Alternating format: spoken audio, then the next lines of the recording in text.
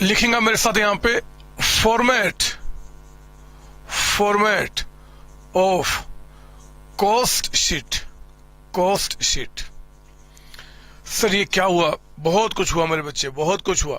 जब मैं पिछली रिकॉर्डिंग में यहाँ पे था और जब मैं आपको सारी बातें लिखा रहा था तो पता नहीं क्यों मन किया कि थोड़ा देर आराम कर लूं। मैं गया आराम करने, फिर नींद आ गई। उठा और जब उठा तो देखा कि सवेरा हो गया। फिर समझ गया आप क्या बोलना चाहता हूं। मैं शुरू करता हूं। मतलब कपड़े चेंज होने का मतलब ये नहीं कि मैं चेंज हो चुका हूं, मैं वही हूं, कॉन्सेप्ट वही है, हम उसी के आगे कंटिन्यू कर रहे हैं, ठीक है ना। तो आइए जरा फॉर्मेट ऑफ कॉस्ट शीट हम शुरू करेंगे। नया पेज लेंगे आप, बिल्कुल नया पेज, और उस नए पेज पे आप यहाँ पे कॉस्ट शीट को रेडी कीजिए। मैंने आपको लिखाया था अभी पिछली का इसी क्लास में थोड़ा देर पहले कि इसका कोई प्रिस्क्राइब फॉर्मेट नहीं है। तो हमने क्या करना, कोई फॉर्मेट नहीं है, बट हाँ एक फॉर्मेट हमें देना होगा इसको रिकॉर्ड करने के लिए, तो हम वही काम कर रहे हैं यहाँ पे आपको, ठीक है ना। आप यहाँ पे लिख दो total amount, column total amount, और ये हो गया आपका पर यूनिट कॉलम आपका पर यूनिट। मैंने कहा था जो कॉस्ट शीट हम लोग बनाते हैं यहाँ पे टोटल जो कॉस्ट हमारा है हम उसको भी आज सर्टेन करते हैं, पर यूनिट कॉस्ट कितना होगा उसका सर्टेन करेंगे ताकि सेलिंग प्राइस को प्रॉपर तरीके से फिक्स करने में हमें हेल्प मिले। अब हमें क्या करना है यहाँ पे, पहले हम लोग स्टार्ट करते हैं, ध्यान देना। एक तो डायरेक्ट मटेरियल साथ साथ लिखेंगे यहाँ पे कॉस्ट शीट का मैं आपको फॉर्मेट दे रहा हूं। डायरेक्ट मटेरियल, डायरेक्ट लेबर और डायरेक्ट एक्सपेंसेस क्या होते हैं आप जानते हैं। अब सब कुछ मैंने आपको बता दिया। इन सबको ऐड करके आपका जो अमाउंट निकल के आएगा, जरा बताओ इस तीनों डायरेक्ट जो खर्चे होते हैं उसको अगर हम यहाँ पे आपका ऐड करें तो क्या निकल के आता है? इट्स प्राइम कॉस्ट आपका, है ना बच्चे। डायरेक्ट मटेरियल जो कंज्यूम्ड हुआ, लेबर जो लगे डायरेक्ट, आपका डायरेक्ट एक्सपेंसेस। जब मैं छोटा बच्चा था आपके जैसा दिखता था तो डायरेक्ट एक्सपेंस का मीनिंग मुझे समझ में नहीं आता था कि पता नहीं क्या, मैं तो उसको हमेशा ट्रेडिंग अकाउंट के खर्चे समझता था जो कि अकाउंट से हम काम करते हैं। लेकिन बाद में समझ में आया कि नहीं, ये तो वो खर्चे हैं जो किसी भी प्रोजेक्ट से डायरेक्टली जुड़े हुए हैं, मतलब उस प्रोजेक्ट से वो खर्चे होंगे। जैसे बिल्डिंग अगर बना रहा हूं मैं, तो बिल्डिंग के लिए जो लेआउट्स तैयार करना है उस पे जो मैंने आपका पेमेंट किया होगा, बिल्डिंग के लिए जो मशीन हमने हायर किया उसके लिए जो आपका हमने भाड़ा पे किया होगा, कोई आपका ड्राइंग चार्ज हमने पे किया है, कुछ लेआउट्स हमने तैयार किए उसका जो पेमेंट किया, ये सारे खर्चे होते हैं मेरे बच्चे, ठीक है ना। तो एक्चुअली मैं कहना चाहता हूं कि अकाउंट से आप इसको कोरिलेट मत करना, ये प्राइम कॉस्ट हमारा निकल के आ जाएगा। इसके बाद आप क्या करेंगे, प्राइम कॉस्ट में आप यहां पे ऐड करेंगे फैक्ट्री ओवरहेड्स। क्या हमने बोला? फैक्ट्री ओवरहेड्स, मतलब फैक्ट्री के खर्चे, जो फैक्ट्री खर्चे होते हैं। और मैंने यहां पे थोड़ा सा जगह छोड़ा है, 2 लाइन 3 लाइन, क्यों? बाद में तो इनको ऐड करने के बाद जो अमाउंट निकल के आएगा यहाँ पे, इसके बाद जो निकल के आएगा दैट इज कॉल्ड आपका फैक्ट्री कॉस्ट। ध्यान रखना, जगह आपको भी छोड़ना है। इसको हमने कहा फैक्ट्री कॉस्ट कह दो या कह दो वर्क्स कॉस्ट। बहुत ध्यान देने वाली बात है, ये फैक्ट्री ओवरहेड से बच्चे, ये फैक्ट्री ओवरहेड से, और ये फैक्ट्री कॉस्ट है, वर्क कॉस्ट है। तो मतलब इन दोनों फर्क समझना, ओवरहेड क्या होता है, कॉस्ट क्या होता है। अगर हम फैक्ट्री कॉस्ट की बात कर रहे हैं तो प्राइम कॉस्ट भी उसके अंदर मिला हुआ है ना बच्चे। ये प्राइम कॉस्ट में इसको ऐड करके आपका यहाँ पे, सर ये जगह क्यों छोड़ा? एक्चुअली मैं कुछ समय बाद आपको बताऊंगा इसका रीजन क्या है, लेकिन आप भी 2 से 3 लाइन जगह यहाँ पे छोड़ दो, आपका 2 से 3 लाइन जगह छोड़ दो। इसके बाद मेरे बच्चे अब आप क्या करेंगे, फैक्ट्री कॉस्ट में आप ऐड करेंगे क्या जी? कहते हैं office and administrative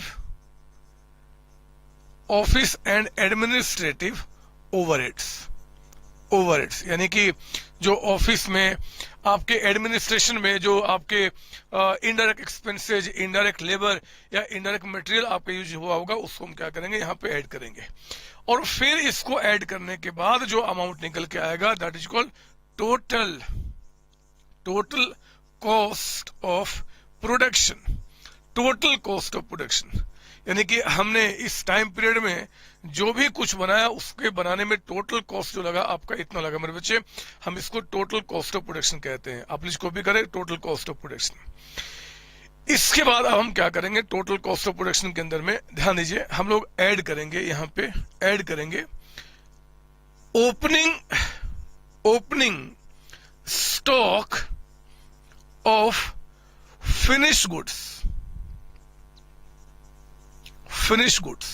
opening stock of finish goods, और आप इसमें लेस करेंगे क्लोजिंग स्टॉक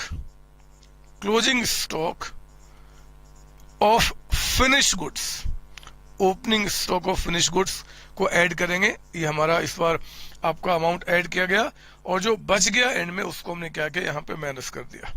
तो मेरे बच्चे इनको प्लस माइनस करने के बाद जो अमाउंट निकल के आएगा उसको हम कहेंगे आपका टोटल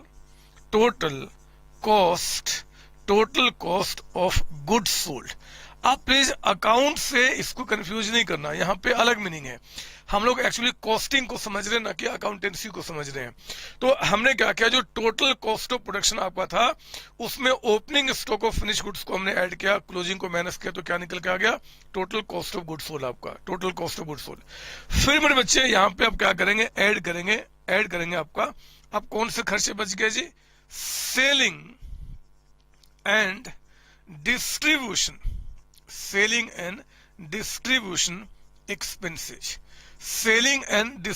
एक्सपेंसेज आप यहां पे ऐड करेंगे। इसको ऐड करने के बाद जो अमाउंट निकल के आएगा अब उसे कहा जाएगा कॉस्ट ऑफ सेल, यानी कि जो गुड्स हमने बेचा होगा मार्केट में उसकी टोटल कॉस्ट टिल दो आपका जो मार्केटिंग किया सब मिला के जो कॉस्ट पड़ा उसको हम क्या बोलेंगे, कॉस्ट ऑफ सेल। अगर हम अकाउंटेंसी की बात करें तो इन दोनों का मीनिंग सेम होता है। अगर मैं टोटल हटा दूं, कोई जो भी नहीं लिखना आपका, तो इस दोनों का मीनिंग सेम होता है बच्चे अकाउंटेंसी में। लेकिन यहाँ पे कॉस्टिंग में कॉस्ट ऑफ गुड्स सोल्ड को निकालते समय हम लोग सेलिंग एंड डिस्ट्रीब्यूशन को प्लस नहीं करते। किसके लिए करते हैं, कॉस्ट ऑफ सेल निकालने के लिए। तो एक्चुअली आपको ध्यान देना होगा कि ये कॉस्टिंग है जहां पे हम बात कर रहे हैं कॉस्ट ऑफ सेल। और फिर मैं यहाँ पे एक लाइन जगह छोड़ के और यहाँ पे करूंगा जी, ये हमारा क्या हो गया, टोटल सेल्स आपका। मैंने बीच में जगह छोड़ा है, आप भी छोड़ दीजिए यहाँ पे, ये टोटल सेल्स हो गया।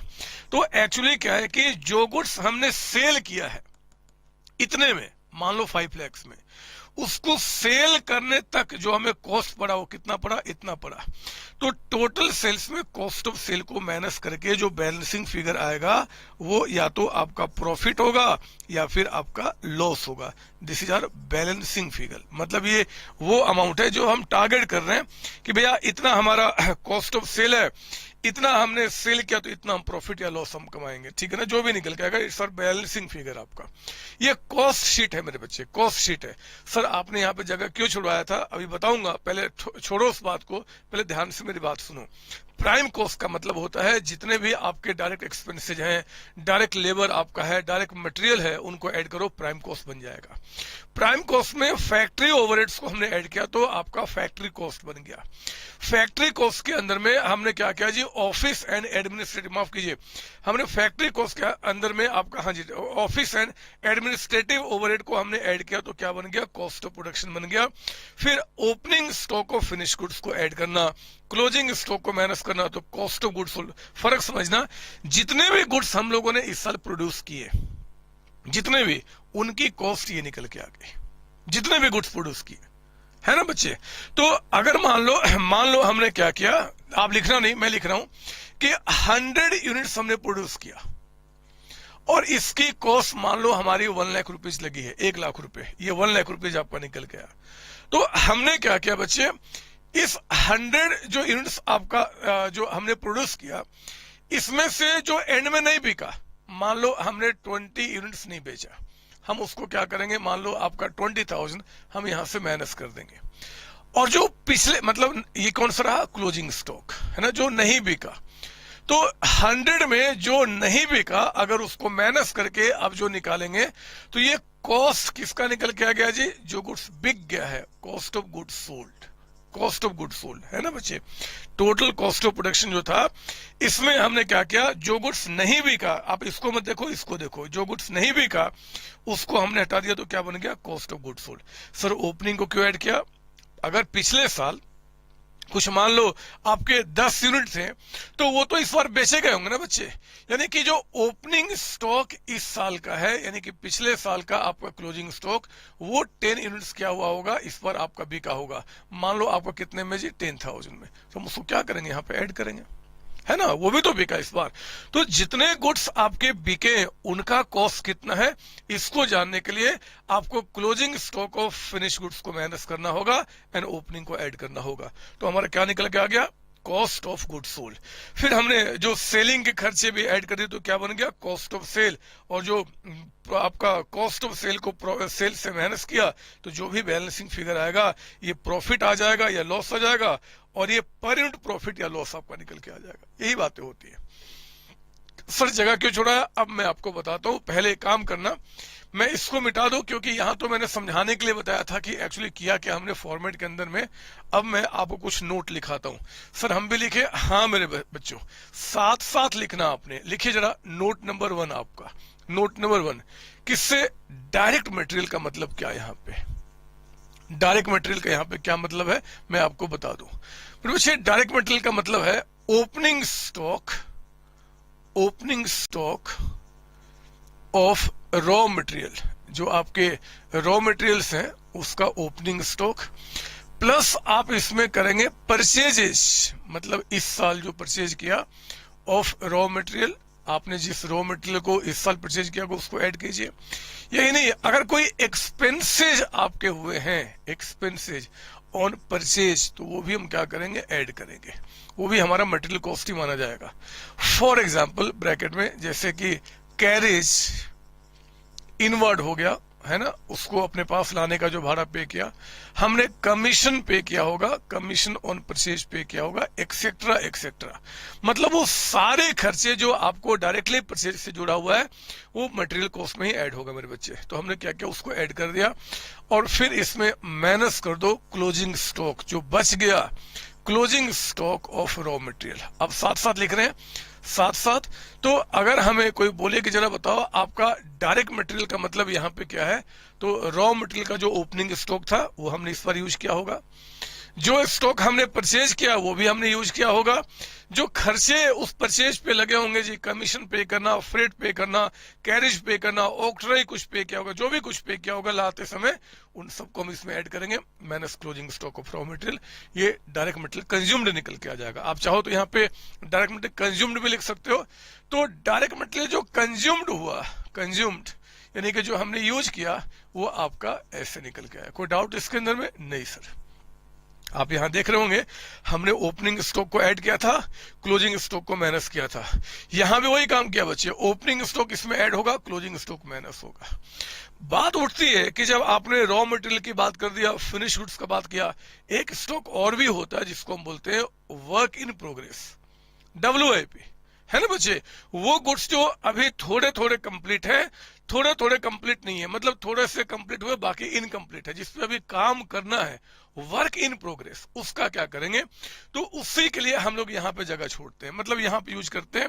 यहाँ भी वही काम करेंगे, आप ऐड करेंगे, ऐड करेंगे क्या जी, opening, opening stock, opening stock of WIP, work in progress, है ना, जो गुड्स अभी बन रहा है, पूरे कंप्लीट नहीं है। और नो डाउट कि आप उसी तरीके से माइनस कर देंगे यहाँ पे closing stock, closing stock of WIP, यानी कि वर्क इन प्रोग्रेस आपका। तो मेरे बच्चे इनको हमने क्या करना है, प्लस माइनस करके जो अमाउंट निकल के आएगा, और वो इस तरीके से कहानी चलेगी। आप प्लीज कॉपी कर लो, आप इसको कॉपी कर लो। ये हमारा कॉस्ट शीट है।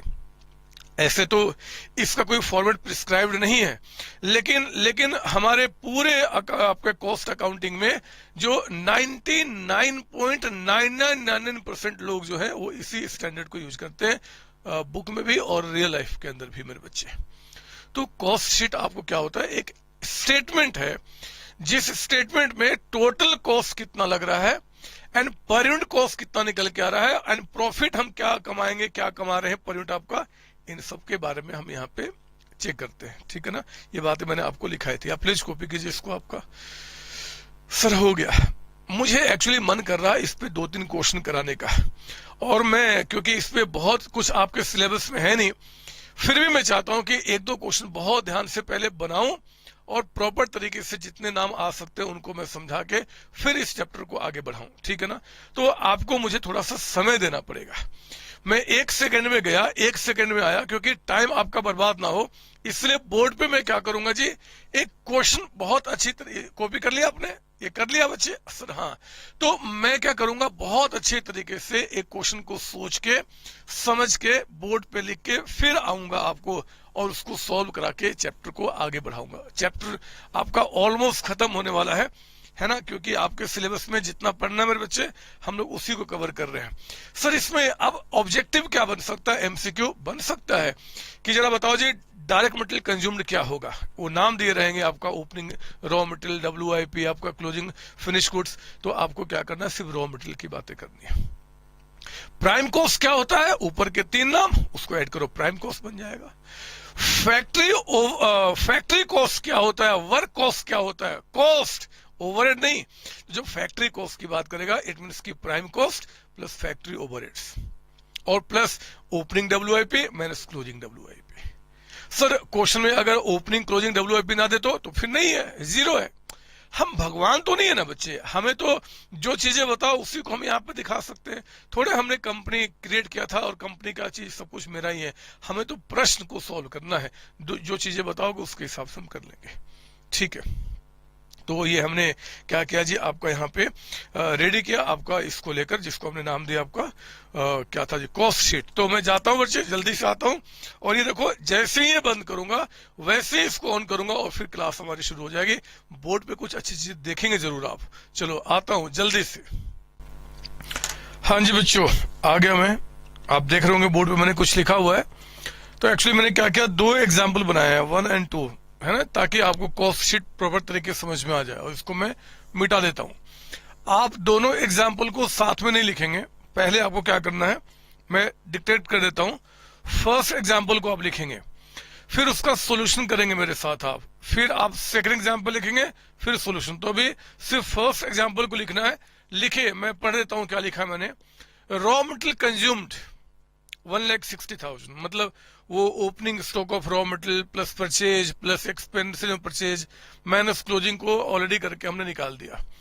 डायरेक्ट वेजेस कहता है कि 80,000 है, मतलब direct labour. Factory overheads, factory के अंदर जो इनडायरेक्ट मटेरियल, इनडायरेक्ट लेबर और इनडायरेक्ट एक्सपेंसेस लगे हैं वो 16,000 है। सेलिंग ओवरहेड है। ऑफिस ओवरहेड कहता है कि 10% ऑफ फैक्ट्री कॉस्ट, ठीक है, हम देख लेंगे। यूनिट्स प्रोड्यूस इतने हैं, यूनिट सोल्ड इतने हैं। सेलिंग प्राइस कहता है कि पर यूनिट आपका 100 है। Prepare cost sheet and calculate cost per unit, बोलता कि कॉस्ट शीट बनाइए और कॉस्ट आपका पर यूनिट कितना है वो भी आप बताएं। तो मैं कर सकता हूं, आप जानते हैं। पर बच्चे अभी क्वेश्चन नंबर 2 ने लिखना, 1 को आपने लिखा एंड सोल्यूशन मेरे साथ शुरू करेंगे आप।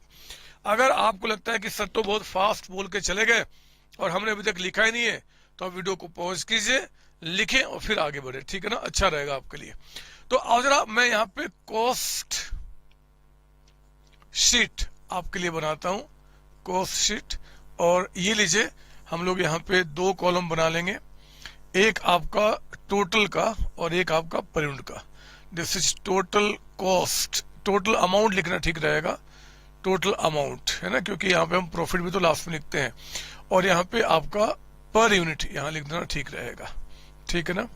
अब आओ जरा शुरू करते हैं। पहले तो हम डायरेक्ट मटेरियल कंज्यूम्ड यानी कि रॉ मटेरियल कंज्यूम्ड, ये आपका डायरेक्ट मटेरियल कंज्यूम्ड है ना, ये आपका निकल गया। हो सकता है एग्जाम में आपका जो इंफॉर्मेशन हो वो सिर्फ और सिर्फ आपका ये निकालने का हो, मतलब opening stock of raw material दे देगा, परचेज दे देगा, एक्सपेंसेज और परचेज बता देगा, क्लोजिंग, तो ये भी पूछ सकता है, कोई दिक्कत नहीं है।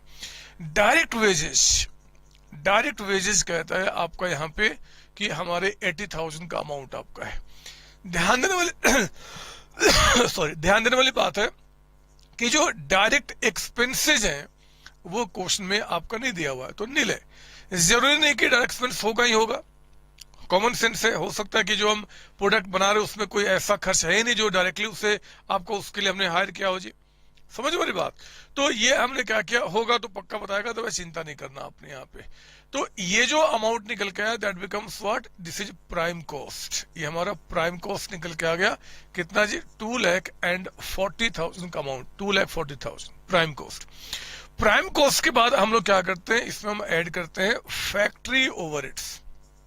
फैक्ट्री ओवरहेड्स, और फैक्ट्री ओवरहेड्स कितना बता रहा आपको जी, ये देखिए 16,000 का अमाउंट आपका, 16,000। इसमें ऐड होता है ओपनिंग WIP, माइनस होता है क्लोजिंग WIP, बट WIP कोई बात यहाँ पे कहीं बता ही नहीं रहा है, तो छोड़ो ना, फिर क्या टेंशन लेना। हम इसी को क्या बोल देंगे जी, फैक्ट्री कॉस्ट। फैक्ट्री कॉस्ट कह दो, वर्क कॉस्ट कह दो 2,56,000, मैन्युफैक्चरिंग कॉस्ट कह दो, प्रोडक्शन कॉस्ट कह दो, कुछ भी कह दो, है ना। ये आपका निकल के 2,56,000। इसके बाद हम लोग क्या करेंगे, तो फैक्ट्री कॉस्ट निकालने के बाद अब हमारा काम क्या होगा जी, इसमें ऐड करना ऑफिस एंड एडमिनिस्ट्रेटिव ओवरहेड्स। तो चलो बताओ, ऑफिस एंड एडमिनिस्ट्रेटिव ओवरहेड्स कितना निकल के आ रहा है आपका यहाँ पे, ऑफिस का ये बता रहा है, एडमिनिस्ट्रेटिव अलग नहीं बता रहा, तो मान लेंगे यही टोटल है 10% ऑफ फैक्ट्री कॉस्ट कहता है, यानी कि इसका 10%। तो हमने क्या करना है, ये आपका 10% लेंगे आपका 2,56,000 का, है ना। ये हमारा 25,006 रुपीज का अमाउंट निकल के आया। तो मेरे बच्चे अब हमारे पास यहाँ पे क्या निकल के आ जाएगा, this is called cost of production. Cost of production कह दो, टोटल कॉस्ट ऑफ प्रोडक्शन कह दो, क्या फर्क पड़ता है, मीनिंग सेम आपका है। जरा बताओ कितना निकल के आ गया आपका जी, तो 2,56,000 प्लस 25,600, ये अमाउंट आ गया 2,81,006 रुपीज का अमाउंट आपका, this is total cost of production. फिर हम लोग इसमें ऐड करते हैं जी आपका ओपनिंग मैं लिख देता हूं यहाँ पे, ऐड करते हैं हम लोग ओपनिंग आपका finished goods, opening finish goods, और लेस करते हैं यहाँ पे क्या, क्लोजिंग फिनिश गुड्स, है ना। तो आप मुझे बताइए कि यहाँ पे क्वेश्चन में आपके पास ओपनिंग फिनिश गुड्स कहीं बता रहा है क्या, नहीं सर, कहीं भी क्वेश्चन में नहीं है। तो ओपनिंग क्या हो गया, नील हो गया। क्या क्लोजिंग कहीं पे है क्या, हाँ हमें दिखा, अगर आपको भी दिखा हो, हमने 4,000 यूनिट्स प्रोड्यूस किया है, ये देखो 4,000, मतलब ये जो कॉस्ट ऑफ प्रोडक्शन निकल के आया कितने यूनिट्स का जी, ये 4,000 यूनिट्स का है। लिख दो ब्रैकेट में, यहाँ पे क्या जाता है, 4,000 यूनिट्स का आपका कॉस्ट ऑफ प्रोडक्शन, लेकिन बिका 3,600 है। तो 4,000 में अगर 3,600 ही बिका, यानी कि आपके पास एंड में क्लोजिंग स्टॉक जो बच गया फिनिश गुड्स का, वो कितना, 400। तो मेरे बच्चे हमें क्या करना होगा जी, कि हमें यहाँ पे निकालना होगा क्लोजिंग स्टॉक के वैल्यू। देखो कैसे निकालेंगे, जितने आपने प्रोड्यूस किए, यानी कि 2,81,600, ये कितने यूनिट का कॉस्ट है, 4,000 का, इसको 4,000 से डिवाइड करो। अगर हमने जो गुड्स बनाए हैं वो 2,81,600 के बने हैं, और इतने कॉस्ट में हमने 4,000 यूनिट्स को बनाया, तो will divide this amount by 4,000, और हमारे पास जो बच गया है वो कितना है जी, 400। तो आप इसको 400 से मल्टीप्लाई कर देंगे, यानी कि आपके यहाँ पे जरा बताओ कितना निकल के आ गया, इट्स कमिंग 28,160 रुपीज आपका, 28,160, यही तो निकल के आया। तो हमने क्या किया, क्लोजिंग स्टॉक को माइनस किया। अब मुझे बताओ जरा कि हमारा ये क्या निकल के आता है, this is called cost of goods sold. Cost of goods sold, जो गुड्स बिक गए उनकी कॉस्ट, यानी कि जो हमने बनाए थे, इसके साथ साथ ओपनिंग स्टॉक कुछ होता तो वो भी हमारा बिकता जी, ऐड किया। क्लोजिंग जो बच गया वो हमने नहीं बेचा, तो उसको माइनस किया। बताओ कितना निकल के आ गया, तो 2,81,600 में से अगर हम 28,160 को हटाते हैं, तो वी आर गेटिंग 2,53,440 का अमाउंट आपका, 440, ये हमारा निकल के आ गया कॉस्ट ऑफ गुड्स सोल्ड। इसके बाद हम क्या करते हैं जी, ऐड करते हैं आपका अगला खर्च, कौन सा, selling and distribution expenses, selling and distribution expenses, या ओवरहेड्स, कुछ भी कहे, ओवरहेड्स ज्यादा अच्छा वर्ड हमारा यहाँ पे, सेलिंग एंड डिस्ट्रीब्यूशन ओवरहेड्स। कितना बता रहा है, चेक करो आप यहाँ पे, सेलिंग एंड डिस्ट्रीब्यूशन, ये देखो सेलिंग ओवरहेड्स कहता है आपका 12,000 का अमाउंट है, हम लोग इसमें 12,000 को ऐड कर देंगे। तो अब जो हमारे पास निकल के आएगा, we say this is called cost of sale, हमने जो गुड्स बेचा उसका टोटल कॉस्ट इतना पड़ा। तो 253440 में हमने क्या किया, 12,000 का अमाउंट और मैं ऐड कर दिया जी, तो टोटल कॉस्ट ऑफ सेल आ गया 2,65,440 का अमाउंट आपका, इतना निकल के आ गया कॉस्ट ऑफ सेल। अब देखो ना, यहाँ पे प्रॉफिट क्या लॉस क्या बाद में, पहले मैं यहाँ पे चेक कर लूं कि हमारा टोटल सेल्स कितना है। टोटल, अच्छा ये कॉस्ट ऑफ सेल्स कितने यूनिट्स का है बच्चे, देखो ये 3600 यूनिट्स का निकल के आ रहा है ना, क्योंकि आपका 4000 में से 400 तो बच गया, तो जो गुड्स बिका उसकी कॉस्ट कितनी है, वो यूनिट्स कितने हैं 3600। तो कॉस्ट ऑफ सेल भी जो निकल के आया वो कितने का निकल के आया, 36 यूनिट्स का। समझ लो मेरी बात ना, 36 यूनिट्स का। तो टोटल सेल्स अब हमारा यहाँ पे कितना है, टोटल सेल्स आपका नजर यहाँ डालो, टोटल सेल्स की बात कर रहे हैं, कहता है कि आपने 3600 यूनिट्स को सेल किया है। और आप देखेंगे यहाँ कह रहा है कि एक यूनिट का सेलिंग प्राइस कितना है जी, 100 रुपीज आपका। तो 3600 इंटू 100 ये हो गया 3,60,000 का अमाउंट। यहाँ पे 100 पहले से आपको पता है, ये हमने लिख दिया। तो जरा बताओ प्रॉफिट ही तो आया होगा, प्रॉफिट जो आपका निकल के आया बैलेंसिंग फिगर, वो बताओ कितना निकल के आ गया। जो गुड्स हमने 3,60,000 में बेचे हैं, इसको बनाने में हमने 2,65,440 का कॉस्ट लगाया है, तो 94,560 का हमें यहाँ पे प्रॉफिट निकल गया। आप मेरी बातें समझ लो ना, इट्स वेरी सिंपल। आप देख रहे हो कुछ भी इसके अंदर नहीं होता। और हाँ, अगर आपको पर यूनिट निकालना है तो आओ ना शुरू करते हैं, यहां से शुरू कर लो। आपका 1,60,000 जो आपने यहाँ पे लगा वो कितने यूनिट्स पे, तो 1,60,000 जो लगा वो आप देखो 4,000 पे है ना, 4,000 के सारे खर्चे थे, डिवाइड बाई 4,000। तो ये जो आपका आ गया 40 रुपीज ये निकल के आ जाएगा, उसी तरीके से 20 निकल के आ जाएगा, ये नील आपका हो जाएगा, तो ये 60 हो जाएगा। अगर आपको अपने सर पे विश्वास ना हो तो 2,40,000 को 4,000 से डिवाइड करो, क्योंकि इतने हमने बना है, यही निकल के आएगा। फिर आपका ये कितना हो जाएगा जी, 16,000, ये 4 शायद आएगा, डिवाइड बाई 4,000, ये आ गया ₹4। तो हमारा ये फैक्ट्री कॉस्ट हो गया 64 रुपीज। या तो इसको आप 4,000 से डिवाइड करो या फिर इन दोनों को ऐड करो, सेम ही तो निकल के आएगा। फिर आपका ऑफिस एडमिनिस्ट्रेटिव क्या जी, इसी का 10% है, यानी कि 6.4, तो कितना हो गया आपका, ये आ जाएगा 70.4। आपको बिलीव ना हो तो इसको आप इससे डिवाइड करो, इतना ही निकल के आएगा, नील आपका यहाँ पे है। क्लोजिंग फिनिश गुड्स कितना हो गया जी, 281, ये आपका 28160, ये डिवाइड बाय कितने के थे, 400 यूनिट्स के, तो मेरे बच्चे 70.4 के हिसाब से आपका है ना। बट इसी को रिक्वायरमेंट है नहीं, तो हमारा क्या निकल गया कि यहाँ पे एक्चुअली हम कॉस्ट पर यूनिट निकाल रहे हैं, तो क्लोजिंग स्टॉक निकाल के क्या फायदा। हमारे पास ये जो निकल के आया आपका, ये कितने की कॉस्ट निकल के आ गई आपकी, 3600 का, तो 2,53,440 डिवाइडेड बाय आपने क्या किया 3600, ये आपका निकल गया 74। वो तो आना ही था यार, चलो यहाँ लिख ही लो, कोई बात नहीं। क्लोजिंग स्टॉक भी जो है 74 के रेट से, जो कॉस्ट ऑफ गुड सोल्ड है वो भी उसी रेट से निकल के आया है ना। अब सेलिंग डिस्ट्रीब्यूशन ऐड कीजिए, कितना, 12,000 जो आपने खर्च किया था 3600 पे, तो 12,000 now it will be divided by 3600, it's coming 3.33 rounding up में। तो आपका कॉस्ट ऑफ सेल या तो इन दोनों को ऐड कर दो या इसको इससे डिवाइड करो, will get the same amount, 73 है ना। ये आपका 40 होता है, कुछ ना हो तो।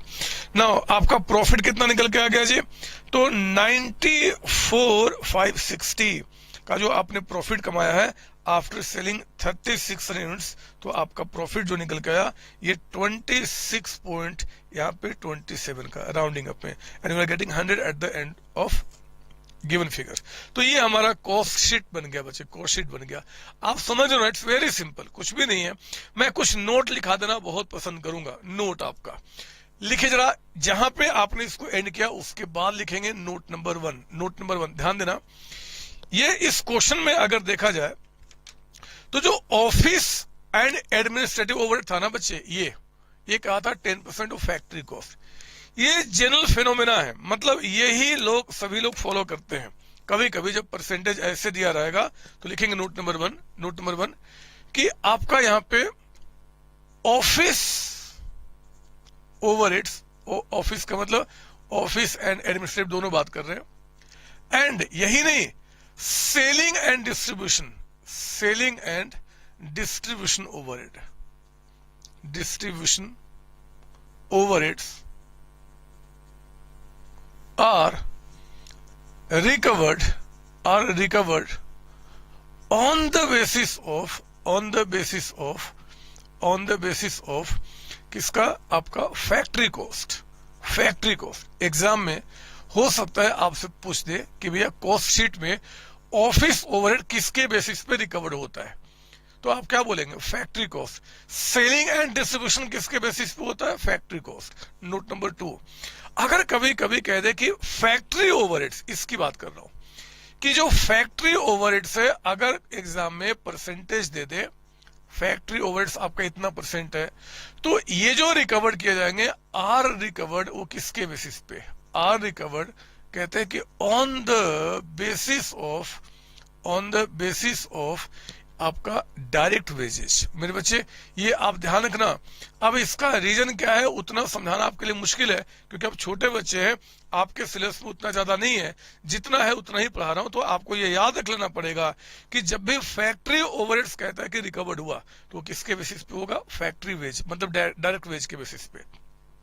अगर आपका ऑफिस एडमिनिस्ट्रेटिव या सेलिंग एंड डिस्ट्रीब्यूशन, इन दोनों में से कोई भी खर्च बोलेगा और ना बताए किसके ऊपर आपको रिकवर करना है, तो आपको किस पे करना, फैक्ट्री कॉस्ट, यानी कि इसके ऊपर किया जाएगा, इस पे नहीं करना किसी चीज का। आपका समझ लो मेरी बात ना।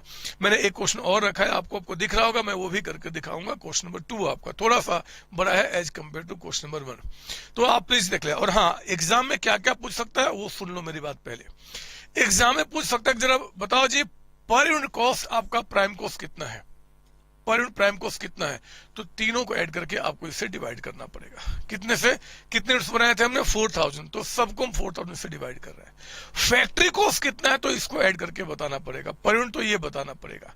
और आपको कहता है कि कॉस्ट ऑफ प्रोडक्शन बताओ, तो आपको ये बताना पड़ेगा। हो सकता है वो पूछ दे कि आप सिर्फ ये बताइए कि आपका जो सेलिंग, कहां गया वो जो परसेंट, हाँ जी, ऑफिस एंड एडमिनिस्ट्रेटिव ओवरहेड का अमाउंट कितना होगा, तो आपको पता है कि हम इसका 10% निकालते हैं, है ना बच्चे, फैक्ट्री कॉस्ट का, तो अमाउंट आपको इतना बताना पड़ेगा। यही सब क्वेश्चन बनेगा, इससे ज्यादा कुछ नहीं बन सकता। एग्जामिनर जहां तक सोच सकता है वो सारी बातें मैं आपके लिए कवर करा रहा हूं। तो आओ जरा एक एग्जाम्पल, ये सोल्यूशन ऑफ एग्जाम्पल नंबर 1 लिख देना यहाँ पे ना। अब एग्जाम्पल नंबर 2 आप लिखना शुरू करेंगे मेरे साथ। पहले आप जल्दी से एग्जाम्पल नंबर 2 जो है वो मेरे साथ आप डिक्टेट कर लीजिए, आप उसको लिख लो। आप क्वेश्चन लिखने का एक बहुत बड़ा फायदा मिलता है बच्चे, जब हम कोई कॉन्सेप्ट को सीखते हैं तो क्वेश्चन को लिखना चाहिए। इससे क्या होगा, जब हम क्वेश्चन लिखते हैं तो हमारा दिमाग पहले ही काम करना शुरू करता है कि ये चीजें कहां जाएंगी, ये चीजें कहां जाएंगी, और काम हमारा अच्छा होता चला जाता है। Question number 2, prepare cost sheet. क्या बोल रहा है, stock of raw material opening है 3000, रॉ मटेरियल जो परचेज हुआ वो 28,000 है, closing stock of raw material 4500 है, manufacturing wages 7000, depreciation on plant 1500, loss on sale of plant 3000, factory rent and rates आपका 3000, ऑफिस रेंट है, जनरल एक्सपेंस है, discount on sales है, advertisement expense 600 rupees, income tax paid 2000, number of units produce 3000। फिर opening stock and closing stock of finish goods 200 and 400, मतलब opening stock कितना finish goods का 200 and closing 400। और उस opening stock का जो 200 का जो आपका स्टॉक है उसका वैल्यू बता रहा है कि उसकी टोटल कॉस्ट 2800 है, 2800 रुपए। एक्चुअली नीचे जगह था नहीं, मैंने इसलिए ऐसे दिखा दिया। तो एक्चुअली कहना चाहता है कि टोटल कॉस्ट ऑफ या total value of opening stock of 200 units is equal to 2800। ये क्वेश्चन आपका बन गया। बोलता बताओ क्या करेंगे। इस क्वेश्चन को शुरू करने के पहले भी मुझे एक नोट आपको लिखाना है। वो नोट क्या है आप सुन लो, समझ लो और फिर आप आगे बढ़ो। लिखो ना एक नोट आपका, उसके बाद इसके सॉल्यूशन को रेडी करेंगे। नोट नंबर 1 आपको यहाँ पे। एक बात बताओ, हम कौन सा सिलेबस पढ़ रहे हैं, क्या पढ़ रहे हैं? हम लोग अकाउंटेंसी पढ़ रहे हैं या फिर कॉस्ट अकाउंटेंसी पढ़ रहे हैं? सर हम लोग कॉस्ट अकाउंटेंसी पढ़ रहे हैं। कॉस्टिंग की बात हम सीख रहे हैं, कॉस्टिंग की बात। कॉस्टिंग मतलब इस प्रोडक्ट को बनाने में आपका क्या लगा, क्या नहीं लगा, हम उसके बारे में बात करते हैं। मेरे प्यारे बच्चों, मैं इसलिए बोल रहा हूं क्योंकि जब हम कॉस्टिंग की बात करते हैं ना, कॉस्टिंग की बात, कुछ प्योरली फाइनेंशियल एक्सपेंस होते हैं, प्योरली फाइनेंशियल एक्सपेंस, हम उनको यहां कंसीडर नहीं करते कॉस्टिंग के अंदर में। मतलब लिखेंगे यहां पे, लिखेंगे expenses, expenses which are purely of financial nature, financial nature are not considered, are not considered in cost accountancy, cost accountancy at all. कुछ ऐसे जो जिनका कॉस्टिंग से कोई मतलब ही नहीं है, वो फाइनेंशियल नेचर के खर्चे मेरे बच्चे, जिसका कॉस्टिंग से कोई मतलब ही नहीं है। फॉर एग्जाम्पल जैसे मैं आपको बताऊं, इसी में नाम मुझे दिखाई दिया था एक loss on sale of plant, तो loss oblique profit on sale of plant, आपने कोई प्लांट बेचा, उस पे आपको प्रॉफिट लॉस हुआ, तो इससे कॉस्टिंग का क्या मतलब है? प्लांट बेचने पे जो घाटे फायदे होते हैं उससे कॉस्टिंग, कॉस्टिंग तो होता है भैया रूटीन में जो हम खर्चे नॉर्मल में कर रहे हैं आपका, चाहे फैक्ट्री में हो, चाहे वो ऑफिस में हो, चाहे वो सेलिंग में हो, हम उनके सी बात करते हैं, ये नहीं आएगा। इसी तरीके से मेरे बच्चे इनकम टैक्स पेड, ये जो आप इनकम टैक्स पे करते हैं, इनकम टैक्स पे करना, प्रॉफिट जो हमने कमाया हम उस पे कर रहे हैं, नहीं कंसीडर होगा। हमने कोई डिविडेंड पे किया है, डिविडेंड या फिर इंटरेस्ट पे किया है, इंटरेस्ट हमने पे किया है, हमने जिससे लोन लिया था, बैंक से लोन लिया था, डिवेंचर से लोन लिया था, शेयर होल्डर से पैसा लिया था, हम उस पर इंटरेस्ट पे कर रहे हैं, डिविडेंड पे कर रहे हैं, वो कॉस्टिंग का पार्ट नहीं होना चाहिए, वो कॉस्ट नहीं होता मेरे बच्चे। हम बोलते भैया कॉस्ट का मतलब factory, office, selling and distribution, बस, तो हम इसको खर्च नहीं मानते, हम यहाँ पे अकाउंटेंसी में कंसिडर नहीं करेंगे। उसी तरीके से प्रिलिमिनरी एक्सपेंसेज, प्रिलिमिनरी एक्सपेंसेज, ये सब खर्चे जो होते हैं ना बिजनेस को स्टार्ट करने के पहले, आपका cost of issue of debentures, हमने डिवेंचर्स इशू किया है, शेयर्स इशू किया है, बॉन्ड्स इशू किए हैं, इन पे जो कुछ खर्च लग गया आपका, फिर आपका discount, discount on issue of debentures, आप समझ रहे हो ना, ये खर्चे जो है इनको, या फिर कोई भी आपका एबनॉर्मल नेचर का एक्सपेंस, एबनॉर्मल लॉसेज है ना, या गेन, आपका आग लगना, चोरी होना, ये सब हो गया, कोई लॉटरी से प्राइज हमने जीत लिया या इनकम कुछ हो गया, ये सब चीजें को कॉस्टिंग से कोई मतलब नहीं है। अकाउंटेंसी में हम इनके रिकॉर्डिंग करते हैं मेरे बच्चे, बट यहाँ पे इसकी कोई रिक्वायरमेंट नहीं है, आप समझे मेरी बात ना। तो हम लोग क्या करेंगे, हम इनको यहाँ पे कंसिडर नहीं करते हैं पूरे आपके कॉस्टिंग के अंदर में। तो आपको, और आपको चिंता नहीं करना, वो तो जैसे ही नाम आएगा ना, वो देख के या पहचान जाएंगे कि हाँ जी ये नाम मतलब हटा दो मैं इसको, सर यस सर, तो लीजिए मैं इसको हटाता हूं, और मैं अब आपको यहाँ पे दिखाता हूं आपका क्या जी, हमारा अगला काम, यानी कि कॉस्ट शीट बनाना, एग्जाम्पल नंबर 2 के अंदर में। आओ ना शुरू करते हैं कॉस्ट शीट, कॉस्ट शीट बनाना यहाँ पे, ठीक है, ये ऐसे समझ गए मैंने क्या लिखना चाहता था, ये लीजिए। तो सर ये पर यूनिट का जो कॉलम बना रहे हो, क्या कंपल्सन है बनाना? नहीं बच्चे, इसकी भी कोई जरूरत नहीं है, हमें अमाउंट कॉलम चाहिए, अगर पूछेगा तो ठीक है, अदरवाइज हम उसको भी छोड़ सकते हैं। तो एक्चुअली मैंने बोला था कोई प्रिस्क्राइब फॉर्मेट यहाँ पर नहीं है, ये टोटल अमाउंट आपका हो जाएगा, और ये हो जाएगा आपका पर यूनिट, पर यूनिट। आओ ना शुरू करते हैं। हमने क्या करना है, पहले आपको लेना है raw material, raw material consumed, यानी कि डायरेक्ट मटेरियल कह दो, सेम है। इस बार आपका बता रहा मेरे बच्चे कैसे निकालेंगे जी। तो हम लोग यहाँ पे कहते हैं, एक तो opening stock of raw material 3000 plus purchases of raw material 28,000, देख रहे हो आप यहाँ पे। क्या एक्सपेंसेज और परचेज कोई है? नहीं sir, closing stock of raw material को माइनस कर दो 4500, तो कितना आ गया आपका 26,500 रुपीज, इतना हमारा निकल गया रॉ मटेरियल कंज्यूम्ड। फिर हम क्या लेते हैं जी, आपका डायरेक्ट लेबर, डायरेक्ट लेबर यानी कि जो आपके फैक्ट्री में जो काम कर रहे हैं, ये देखो मैन्युफैक्चरिंग वेजेज ही हमारा डायरेक्ट लेबर होता है। मैन्युफैक्चरिंग पे जो वेजेज लगा, यानी कि आपने 7,000 का अमाउंट, उसको भी लिख सकते हो, कोई दिक्कत हो रही है। इसके बाद हमें क्या करना है, अब लेना है यहाँ पे डायरेक्ट एक्सपेंसेस। आओ ना जरा देखते हैं क्या क्वेश्चन में कोई एक्सपेंसेस है जो डायरेक्ट नेचर का आपका है। डायरेक्ट एक्सपेंस आपका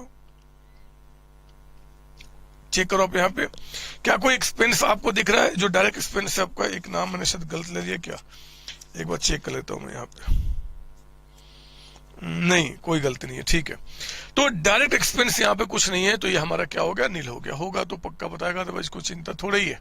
तो आप मुझे बताओ कि आपका प्राइम कॉस्ट कितना निकल के आ गया।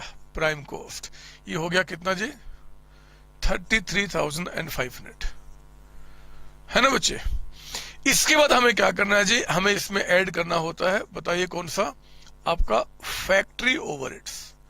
फैक्ट्री ओवरहेड्स, जरा बताओ फैक्ट्री ओवरहेड्स में कौन कौन से खर्चे, मैं लिख देता हूं यहाँ पे नाम, क्योंकि कई सारे नाम है फैक्ट्री में अब होने वाले खर्चे। एक तो डेप्रिसिएशन ऑन प्लांट, प्लांट हम फैक्ट्री में यूज करते हैं मेरे बच्चे, और उस पर चार्ज किया हुआ डेप्रिसिएशन। तो डेप्रिसिएशन जो है ना, जब आप कोई चीज यूज करते हो तो उस पर चार्ज किया हुआ डेप्रिसिएशन हमारा एक्सपेंस होता है, कितना है 1500। लेकिन ये जो लॉस या प्रॉफिट ऑन सेल है, रूटीन में नहीं होता, हम इसको कंसीडर नहीं करेंगे। फैक्ट्री का यहाँ पे कहता है factory rent and rates, rent and rates आपका, ये भी हमारा यहाँ पे कंसीडर किया जाएगा। And this is how much, 3000 का अमाउंट। और कुछ कहीं फैक्ट्री का दिख रहा है, नहीं सर। तो हमारे पास ये कितना आ गया 4500। आप परेशान ना होना, इसको डायरेक्टली हम बाहर भी यहाँ पर लिख सकते हैं, कोई दिक्कत हो रही है, हम कैसे भी लिखे। ये हमारा आपका निकल गया। क्या कहीं पे WIP की बात कर रहा है क्वेश्चन में, नहीं होता तो ओपनिंग क्लोजिंग को यहाँ प्लस माइनस करता।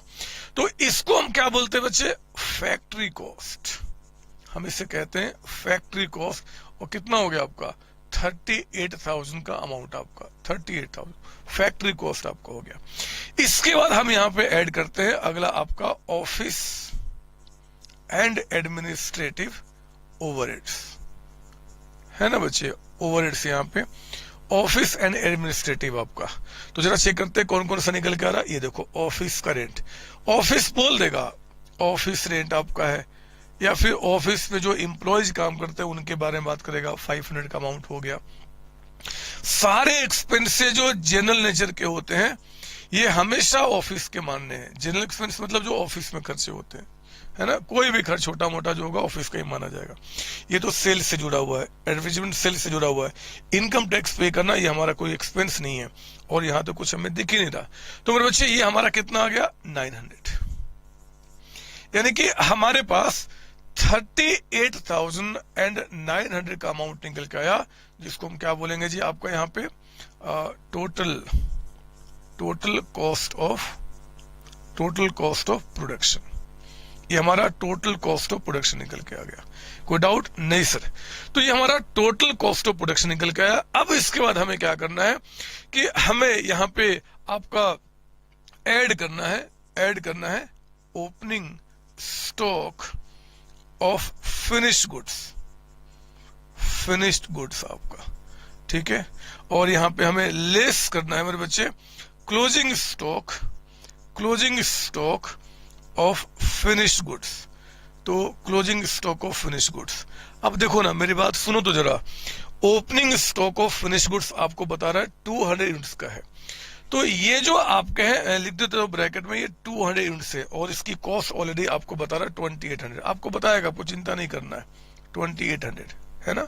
और जो हमारा क्लोजिंग स्टॉक है 400 यूनिट्स का, इसकी वैल्यू तो हमें निकालना होगा जी।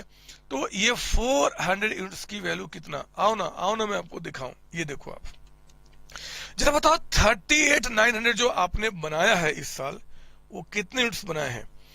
यूनिट्स प्रोड्यूस कहता है कि 3000 है, मतलब ये आपका जो प्रोडक्शन हुआ है वो 3000 यूनिट्स का आपने किया है, 3000 यूनिट्स का आपने प्रोडक्शन किया है।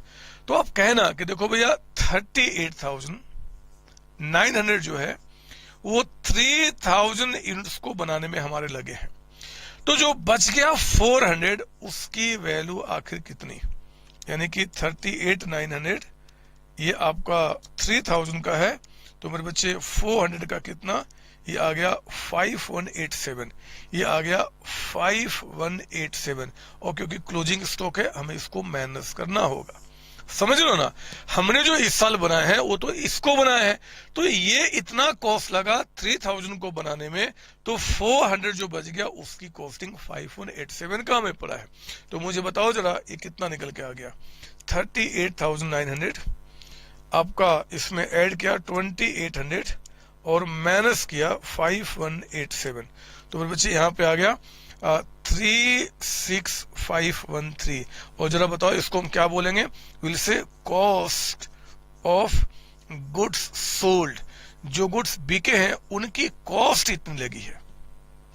फिर हम लोग इसमें ऐड करते हैं आपका सेलिंग एंड डिस्ट्रीब्यूशन एक्सपेंसेस, माफ कीजिए overhead, selling and distribution overheads है ना। तो अब यहाँ पे चेक करते हैं कौन कौन से नाम है जी जो सेल्स या डिस्ट्रीब्यूशन से जुड़े हुए हैं। डिस्काउंट ऑन सेल है ना बच्चे, सेल पे हमने डिस्काउंट दिया है, यहाँ पे आएगा डिस्काउंट ऑन सेल, कितना है 300 लिख दिया।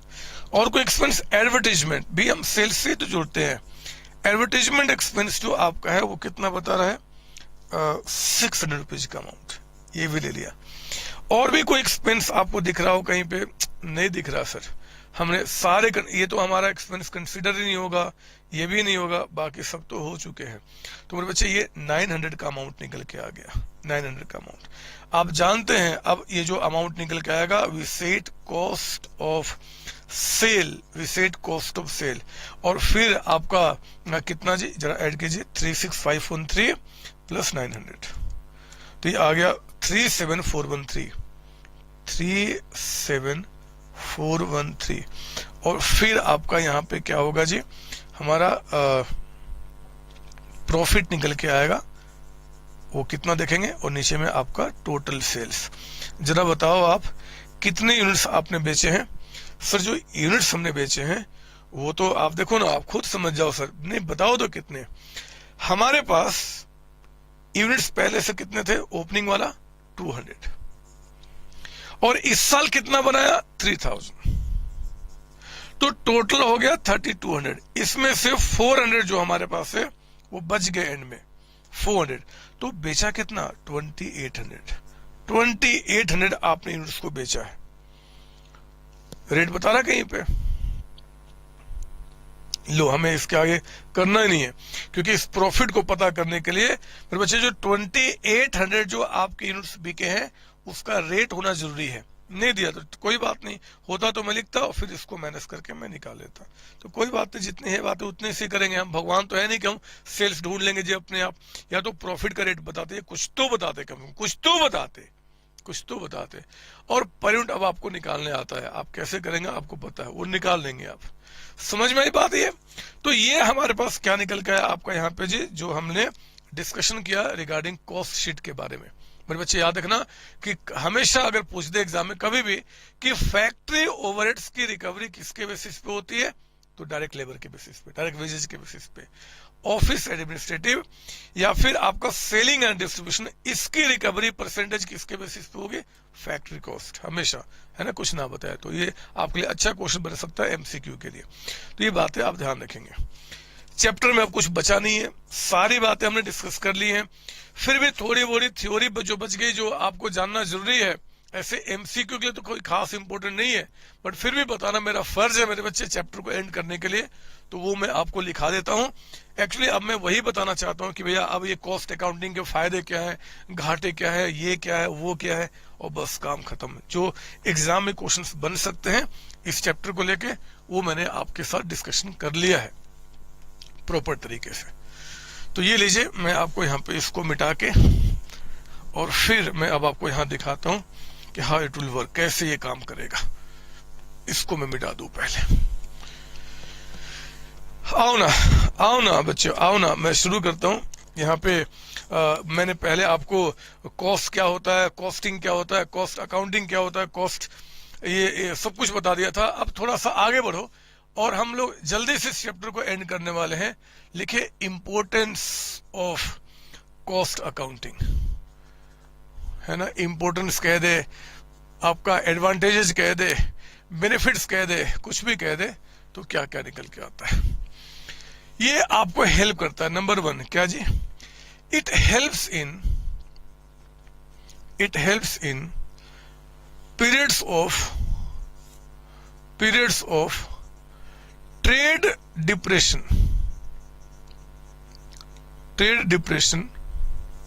and competition है ना। जब कॉस्ट अकाउंटिंग क्या करता है बच्चे, मार्केट आपका डिप्रेशन में, मतलब मार्केट नीचे चलते चला जा रहा है, डिमांड कम होते चला जा रहा है, लोग ज्यादा पैसा पे करने को तैयार नहीं है, तो कॉस्टिंग अगर हमारा स्ट्रांग होता है तो हम वहां पे सस्टेन कर पाते हैं। जो मैंने पिछली क्लास आपको स्टार्टिंग में कहानी सुनाया था अपने टॉरस एक्सपोर्ट वाला, वो वही तो हुआ। मार्केट में कंपटीशन टफ हो चुका था, डिप्रेशन में जा रहा था मार्केट, मतलब मार्केट में डिमांड कम हो रहा है, प्राइसेज कम होते जा रहे, तो वहां पे आपको कॉस्टिंग प्रॉपर तरीके से करके अपने आप को मार्केट में सस्टेन करना पड़ता है। इट हेल्प्स इन, और कहाँ हेल्प करता है जी, प्राइस फिक्सेशन, प्राइस को फिक्स करने में भी तो हेल्प करता है, क्या प्राइस होना चाहिए क्या नहीं होना चाहिए, वो भी आपको ये हेल्प करता है आपका। इट हेल्प्स इन, तीसरा लिखेंगे आप यहाँ पे, it helps in making estimates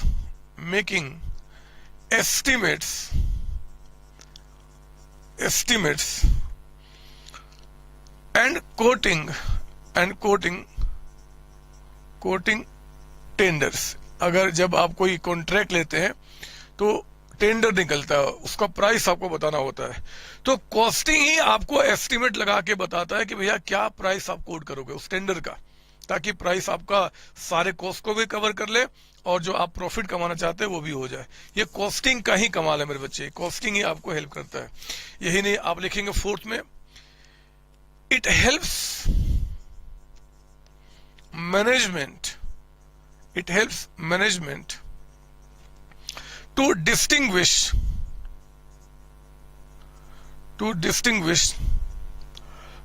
between profitable and non-profitable activities। कौन सा एक्टिविटी आपको प्रॉफिट दे रहा है, कौन सा नहीं दे रहा है, तो इसका भी जजमेंट कॉस्टिंग ही तो करेगा कि भैया इस काम में प्रॉफिट हो रहा है, इसको आगे बढ़ाओ, नहीं इसको नहीं हो रहा तो हटा दो।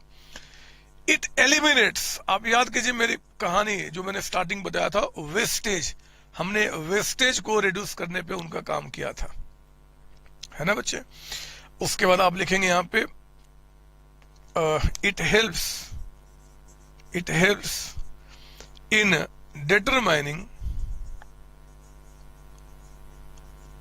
determining profit and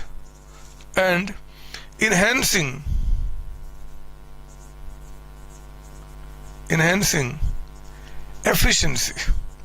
प्रॉफिट हम कितना कमाएंगे उसको एस्टिमेट लगाने में ये हेल्प करता है ना बच्चे। डिटरमाइनिंग से भी अच्छा होगा एस्टिमेटिंग, क्योंकि एग्जैक्ट जो होगा वो तो अकाउंटेंसी बताता है, ये हमें एस्टिमेट लगाता है कि भैया क्या प्रॉफिट कमा सकते हैं और एफिशिएंसी को बढ़ाने में हमें हेल्प करता है, ठीक है ना।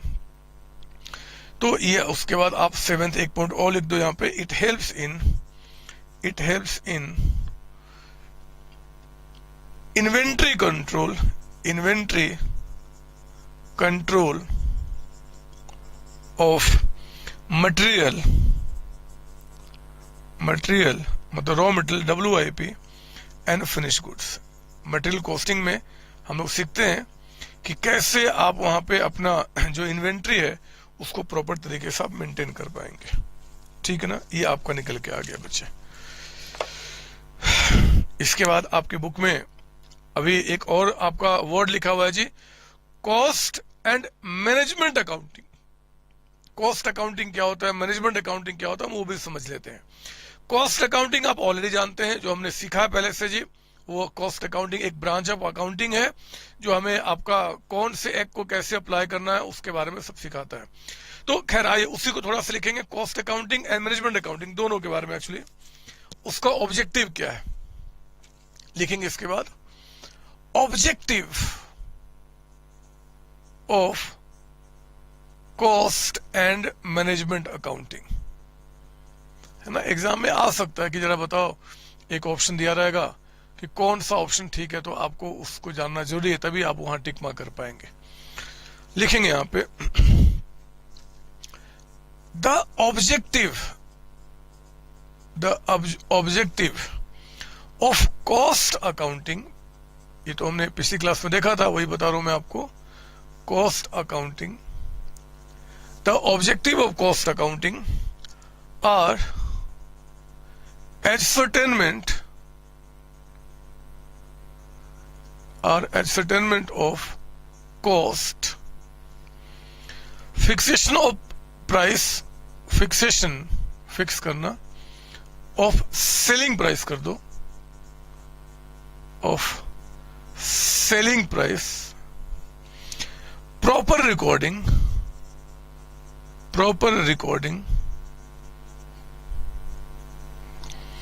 and presentation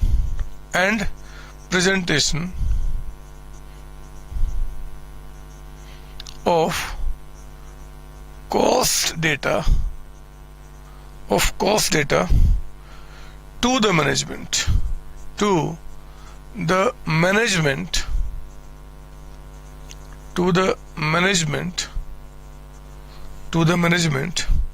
for measuring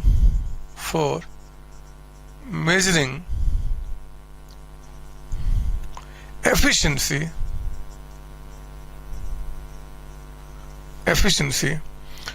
and work out cost control.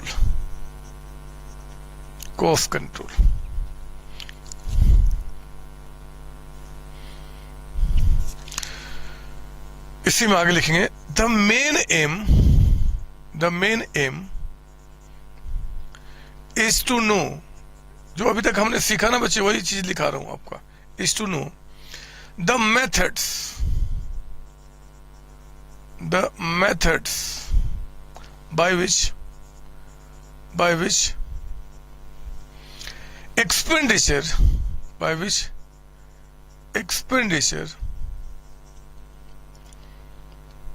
on materials,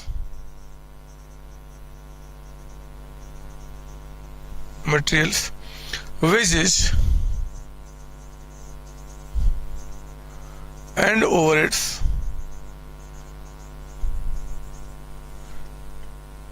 are recorded,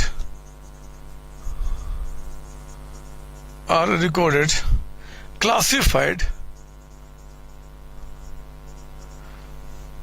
and allocated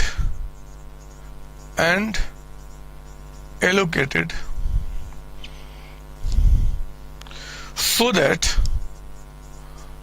that cost of product or service can be easily ascertained. यही क्या ना. और एक्चुअली कॉस्टिंग बहुत बड़ा है. कॉस्टिंग में भी हम लोगों ने कैसे आइटम्स रिकॉर्ड होते हैं, क्लासिफाई कैसे होते हैं पार्ट में. एलोकेटेड का मतलब होता है जैसे मान लो 5 प्रोडक्ट बना रहा हूं, तो 5 प्रोडक्ट में इसकी कॉस्टिंग कितनी होगी, इसकी कॉस्टिंग कितनी, ये एलोकेशन जो होगा वो भी हम यहाँ पे पूरे कॉस्टिंग में सीखते हैं. ये कॉस्ट अकाउंटिंग था मेरे बच्चे. पैराग्राफ चेंज करेंगे. द बेसिक ऑब्जेक्टिव, अब आता हूं मैनेजमेंट पे. Basic objective of management accounting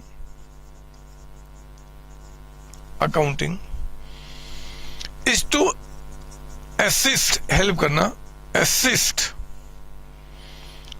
the management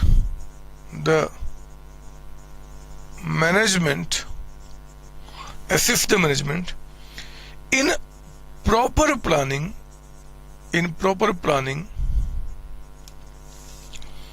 organizing,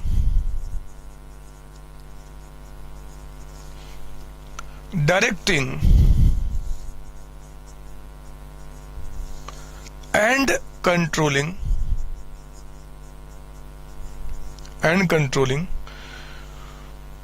based on data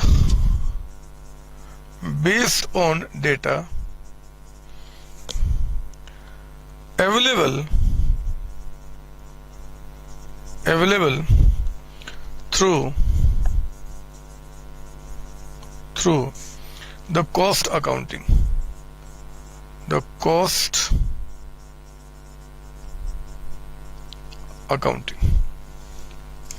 मेरे प्यारे बच्चों, जो कॉस्टिंग ने आपको डेटा दिया, जो आइटम्स का क्लासिफिकेशन प्रॉपर तरीके से कॉस्ट एलोकेशन किया, उस डेटा को मैनेजमेंट अकाउंटिंग क्या करता है, हेल्प करता है, लेता है और अपने मैनेजमेंट में आप उसको यूज करता है। किसी का मैनेजमेंट, प्रॉपर प्लानिंग, कैसे खर्च करना है, कहाँ खर्च करना है, किस प्रोडक्ट को बनाना है, किसको नहीं बनाना, कहाँ खर्चे ज्यादा हो रहे हैं, कहाँ कंट्रोल करना है, ऑर्गेनाइजिंग, एक सिस्टम देना, डायरेक्शन देना, मतलब कि प्रॉपर तरीके से स्मूथ काम हो, वेस्टेज ना हो, और कहीं अगर वेस्टेज हो रहा होगा तो उसको कंट्रोल करना, ये सारा काम मैनेजमेंट अकाउंटिंग में होता है। मैनेजमेंट अकाउंटिंग उसी डेटा को यूज करता है जो कॉस्ट अकाउंटिंग ने दिया है और उस पर काम करते हैं, पर ठीक है ना। तो आई जरा इसके बाद एक लास्ट यहाँ पे एग्जाम में आपके तो ऑब्जेक्टिव था, now scope of cost and management accounting.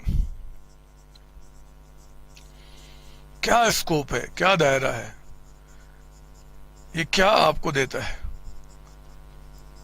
ना। तो आप यहां पर लिखेंगे नंबर 1, ये हेल्प करता है जी कॉस्ट एसर्टेनमेंट में। जब कॉस्ट आ गया तो कॉस्ट को पता करने में तो हेल्प करेगा ही करेगा आपका।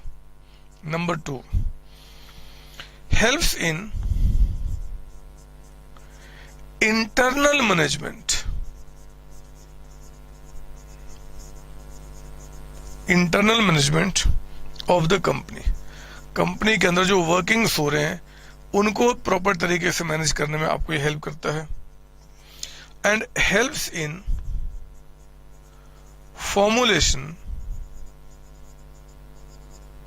Of rules and regulation, rules and regulation while